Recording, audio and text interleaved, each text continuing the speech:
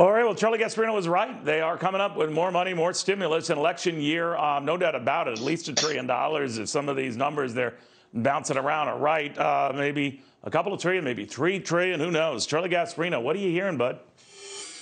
And they're also going to delay it, Neil. I think that's the sort of subtext of what you heard there from Steve Mnuchin, the Treasury Secretary, and Donald Trump's chief economic advisor, Larry Kudlow. They're waiting.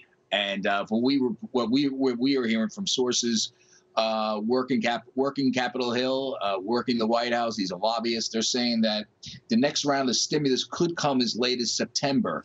It's looking more and more like the July deadline, which we were reporting up until yesterday, that they're gonna wait until after the August recess to do the next round of stimulus. Now, why is that? There's a couple of reasons going on. Number one, the economy is improving, although there's some suggestions that it may peter out as coronavirus spikes hit certain states. But the economy is improving, as you saw today. And some of the money that was earmarked for stimulus, particularly to small business, has not been spent yet.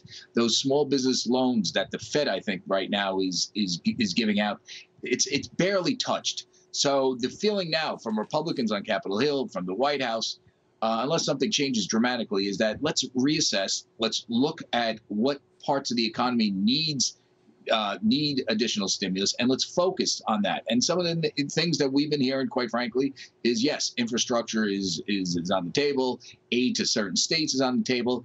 Aid for homeschooling, for public education, for Catholic schooling, that sort of targeted stuff that will help spur the economy in places that really need it, as opposed to small businesses. I'm not saying small businesses don't need money. They got crushed in the pandemic lockdowns, but at some point it becomes pushing on the string. You could only do so much, and the current programs have not been fully tapped. So again, as of now, and that's pretty much of a confirmation what you heard from Mnuchin and Larry Kudlow, is the next round of stimulus is going to come in September, likely after the August recess, unless something dramatic changes.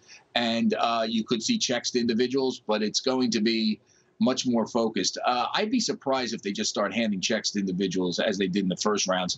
I think this is going to be much more like, you may get an extension of unemployment benefits, but also there's going to be some incentives to return to work. You get some money if you return to work, or maybe a tax break. But that's where we are right now, Neil. Obviously, things could change, but we're looking at stimulus that doesn't make the August recess. Back to you.